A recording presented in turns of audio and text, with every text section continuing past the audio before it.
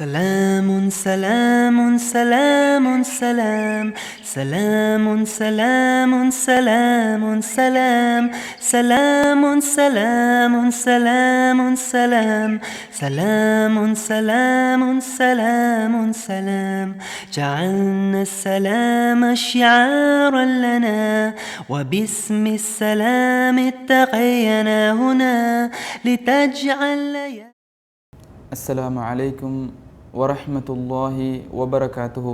الحمد لله نحمده ونستعينه ونستغفره ونؤمن به ونتوكل عليه ونعوذ بالله من شرور أنفسنا ومن سيئات أعمالنا من يهده الله فلا مضل له ومن يضلله فلا هادي له أما بعد. புகழ் அனைத்தும் இவ்வையகத்தை படைத்து பரிபாலிக்கின்ற ஏகவல்ல நாயன் அல்லாஹ் ஒருவனுக்கே சாந்தியும் சமாதானமும் உத்தம தூதர் ஸல்லல்லாஹு அலைஹி வஸல்லம் அன்னவர்கள் மீது என்றென்றும் நின்று நிலவ வேண்டுமென்று பிரார்த்தித்தவனாக இந்த நிகழ்ச்சியை இப்படி ஆரம்பம் செய்கின்றேன். அன்பார்ந்த சகோதரர்களே சகோதரிகளே, இந்த நிகழ்ச்சியை பார்வையிடும் நீங்கள் இதில் இவர்கள் என்ன பேசப் போகின்றார்கள், இவர்கள் இதில் எப்படியான தகவல்களை முன்வைக்கப் போகின்றார்கள் என்று நீங்கள் கவனித்து கொண்டிருக்கின்றீர்கள் என்பதை நாங்கள் இங்கே தெரிந்து வைத்திருக்கின்றோம். அந்த அடிப்படையிலே இந்த இடத்திலே எதை பற்றி நாங்கள் பேசப் போகின்றோம் என்று நீங்கள் கேள்வி கண்ணோடு பார்க்கின்ற அந்த கேள்விக்கு பதிலாக நான் உங்களுக்கு சில தகவல்களை முன்வைக்க விரும்புகின்றேன். அதிலொன்று, இந்த நிகழ்ச்சியின் மூலம் நாங்கள் உங்களுக்கு ஒரு விலை மதிக்க முடியாத ஒரு சில தகவல்களை முன்வைக்கலாம் என்று நினைக்கின்றோம்.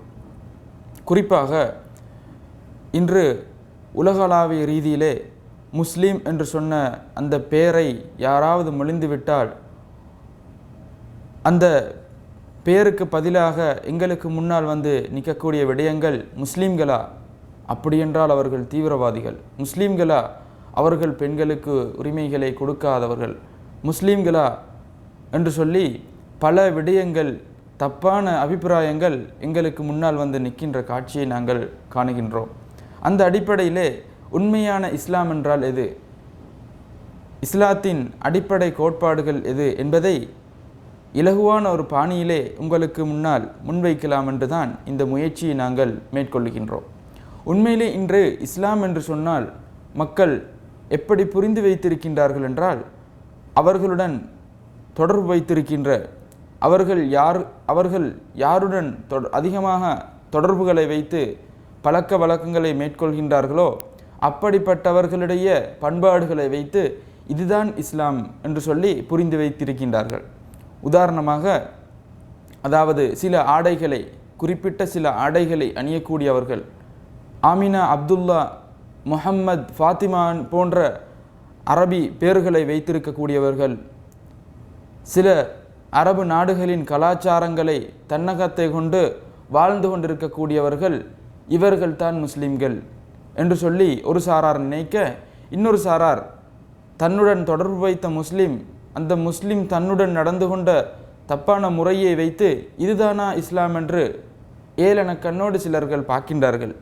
ஆனால் இப்படியான ஒரு முயற்சியை நாங்கள் செய்வதற்கான காரணம் என்னவென்றால், அப்படி குறுகிய நோக்கத்தில் பார்க்கக்கூடியவை அல்ல இந்த இஸ்லாமிய மார்க்கம்.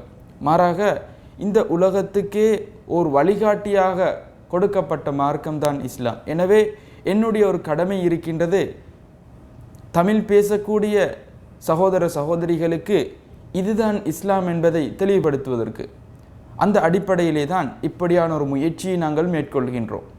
அன்பார்ந்த சகோதர சகோதரிகளே, அதே போன்று இப்படியான ஒரு முயற்சியை நாங்கள் மேற்கொண்டு இதிலே காட்ட இருக்கின்ற சில காட்சிகளை வைத்து யாரும் நினைக்கக்கூடாது மற்ற மதங்களை நாங்கள் ஏளனம் செய்கின்றோம், கேலி செய்கின்றோம் என்று.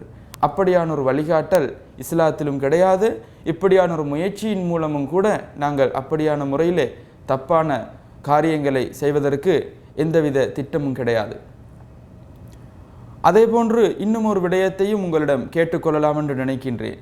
அதுதான், இந்த நிகழ்ச்சி முடியும் வரையிலே பொறுமையாக இருந்து அதிலே பல தகவல்களை பெற்றவர்களாக இந்த நிகழ்ச்சியை முடிவுக்கு வருகின்ற நேரத்திலே பல தெளிவுகளை நாங்கள் பெற்றுக்கொண்டவர்களாக கலைந்து செல்ல வேண்டும் என்பதும் தான் என்னுடைய இறுதியான வேண்டுகோள். எனவே இது அனைத்தையும் தெளிவு பெற்று சிறந்தொரு மனிதனாக மாறுவதற்கு வாய்ப்பை நாங்கள் ஏகவல்ல நாயன் இறைவனிடத்திலேயே பிரார்த்தனை செய்தவர்களாக எங்களுடைய இரண்டாவது தலைப்புக்கு நாங்கள் செல்லுகின்றோம்.